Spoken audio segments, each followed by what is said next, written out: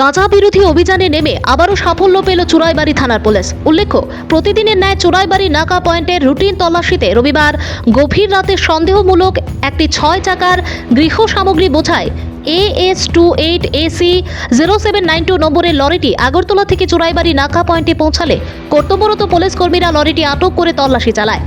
গভীর রাত হওয়ায় সোমবার সকাল 11টা নাগাদ মহকুমা পুলিশ আধিকারিক এবং জেলা পুলিশ সুপারের উপস্থিতিতে গাড়িটির ভেতরে থাকা সমস্ত গৃহ সামগ্রী তল্লাশি করলে এতে 3টি সোফা সেটের ভেতর থেকে বিভিন্ন ওজনের প্যাকেটে 151 কেজি 400 গ্রাম শুকনো গাঁজা উদ্ধার করতে সক্ষম হয় চোরাইবাড়ি থানার পুলিশ, যার কালো বাজারি মূল্য 25 লক্ষ টাকা হবে বলে জানিয়েছেন পুলিশ সুপার। এতে সাক্ষ্য হিসেবে রাখা হয় ডিসিএম করজরাম রিয়াং এবং শিক্ষক সুমিত নাথকে। এ কাণ্ডে লরি চালক এবং সহচালককেও আটক করেছে চোরাইবাড়ি থানার পুলিশ। ধৃতদের বিরুদ্ধে সুনির্দিষ্ট ধারায় একটি মামলা হাতে নিয়ে তদন্ত চালানো হবে বলে জানিয়েছেন জেলা পুলিশ সুপার ভানুপদ চক্রবর্তী। ত্রিপুরা থেকে ভানুচন্দ্রের রিপোর্ট, আসাম প্রাইম নেটওয়ার্ক। জানেন যে আমাদের রাজ্যের মাননীয় মুখ্যমন্ত্রী 19 আগস্ট থেকে সমস্ত ত্রিপুরাতে 16টা নাকা পয়েন্ট শুরু করেছিলেন ত্রিপুরাকে নেশামুক্ত ঘোষণা করার যে সেই উদ্দেশ্যকে সামনে রেখে। তারপর আমরা রেগুলার এই চুরাইবাড়ি যে নাকা পয়েন্ট আছে সেগুলো এখানে রেগুলারলি আমরা সাকসেস পাচ্ছি। তাই আজকেও আমরা যে গাড়িটা ডিটেইন করলাম এখানে SML একটা গাড়িটা হলো AS28AC 0792।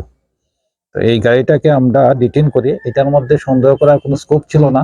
সবকিছু গৃহস্থলে যে মাল থাকে, টিভি, ফ্রিজ, সুপার সেট, কাপড় চোপড়, লেপ, তোষক, এগুলির মধ্যে সুপার সেটের মধ্যে আমরা টোটাল 150 কেজি গাঁজা পেয়েছি এবং 2 জনকে অ্যারেস্ট করা হয়েছে, মুজিবর আলী এবং জাহাঙ্গীর আলম বলে। একটা NDPS কেস নেওয়া হয়েছে, ইনভেস্টিগেশন চলছে। ওনাদের দুজনের বাড়ি বঙ্গাইগাঁও, আসাম। গাড়িটা আসছিল আগরতলা থেকে এবং যা কাগজপত্র পেয়েছি মালগুলি যাওয়ার কথা ছিল দিল্লিতে।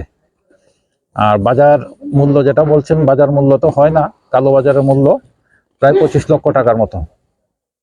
আসলে এই ত্রিপুরার চুরাইবাড়ি এবং আসামের চুরাইবাড়ি দুটোটা যে গেটে রেগুলার আমরা চেকিং হচ্ছে এবং ধরাও পড়ছে।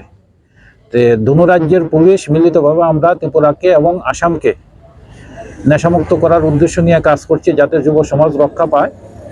তো এই পাচারকারীরা তারা এখন আর কোনো স্কোপ খুঁজে পাচ্ছে না। কিছুদিন আগে আমরা ধর্মনগরে ধরেছি, যেখানের মধ্যে শরীরের মধ্যে প্যাকেট বানিয়ে নিয়ে যাচ্ছিল।